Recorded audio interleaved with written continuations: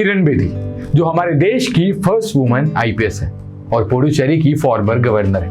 वो 13 जून को चेन्नई के बुक लॉन्च के इवेंट में एज अ गेस्ट शामिल हुई और वहां वो मजाकिया अंदाज में पब्लिकली सिखों और 12 बजने को लेकर कमेंट करती नजर आई, जिसमें उन्होंने ये कहा, ये भी हो गए, ठीक है, अभी बजे हैं पूरे 20 मिनट कम 12, तो पूरे 12 बजे समाप्त। कोई सरदार जी नहीं है।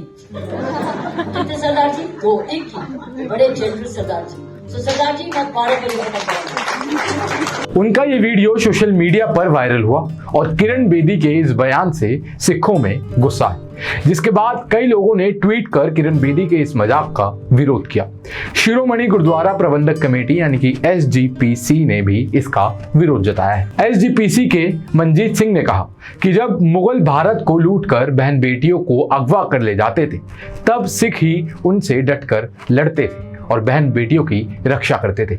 उस दौर में 12 बजे मुगलों पर हमला करने का समय होता था। 12 बजे का इतिहास अच्छी तरह समझने की जरूरत है। तो आखिरकार क्या है सिखों और उनसे जुड़ा 12 बजे का इतिहास? चलिए आज आपको बताते हैं। बात शुरू होती है 17वीं सदी से।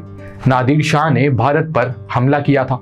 उसने दिल्ली को तबाह कर दिया था और लूट मार का एक खौफनाक मंजर बन गया था। उसकी सेना ने बड़े पैमाने पर नरसंहार किया और इस नरसंहार के बीच शाह की सेना ने कई महिलाओं को बंदी भी बनाया। कहा जाता है कि उसकी सेना ने लगभग 2000 महिलाओं को बंदी बनाया था। उनका शारीरिक शोषण किया जाता था। ऐसे में सिखों ने ही इस बंदी महिलाओं को नादिर शाह की सेना के कब्जे से आजाद कराने का फैसला किया था। लेकिन इस काम में एक बड़ी अड़चन उनकी कम तादाद बन रही थी। शाह की सेना के मुकाबले में सिखों की तादाद बहुत ही कम थी। इसलिए सिखों ने रणनीति बनाई कि वो आधी रात 12 बजे शाह की सेना पर हमला कर बंदी महिलाओं को आजाद कराएंगे। गुरिल्ला युद्ध रणनीति अपनाते हुए सिखों ने देर रात 12 बजे शाह की सेना पर हमला कर उसे चौंका दिया। इस हमले में वो कामयाब भी हुए और कई महिलाओं को आजाद भी कराया। उस समय सरदार जस्सा सिंह सिख सेना की कमान संभाल रहे थे।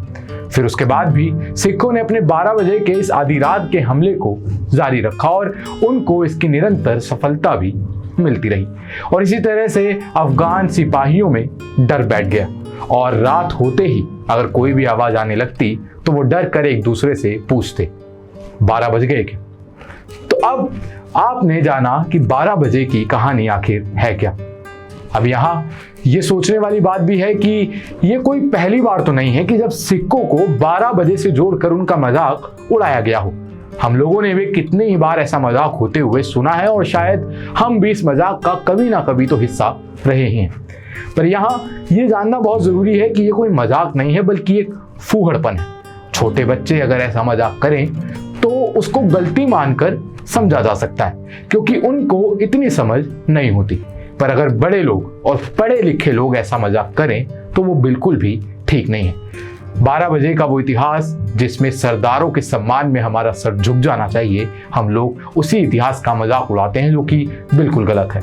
हालांकि किरण बेदी अब अपने कहे के लिए माफी मांग चुकी है। उन्होंने ट्वीट कर सिख कम्युनिटी से माफी मांगी है और कहा है कि उनका इंसल्ट करने का इरादा नहीं था।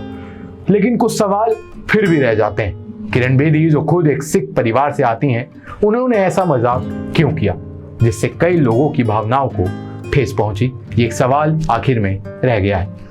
आज की वीडियो में महज इतना ही। आप देख रहे थे ग्लोबल नाउ 24/7। वीडियो को लाइक करें, शेयर करें और चैनल को सब्सक्राइब करना ना भूलें। मैं तुषार, धन्यवाद।